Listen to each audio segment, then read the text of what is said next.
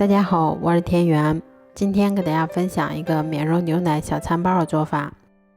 首先我们在大碗中先准备160克的牛奶，然后先加入3克酵母粉，再加入15克白糖，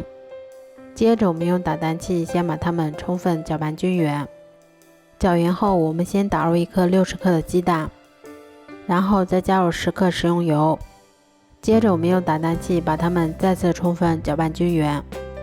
搅匀后，我们再往里面加入260克的高筋面粉，然后用铲子把它们一直翻拌成像这种没有干面粉的面团就可以啦。翻拌均匀后，再给它盖上保鲜膜，让它常温醒发至2倍大。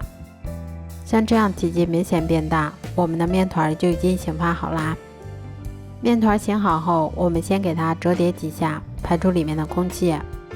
然后再用手先把它搓成长条，再用刀把它切成大小均匀的小剂子。我们取一个小剂子，先给它揉得细腻光滑一些，然后再用手把它轻轻的搓圆，这样我们的生胚就做好啦。都做好后，把它们依次放到铺有硅油纸的烤盘里面，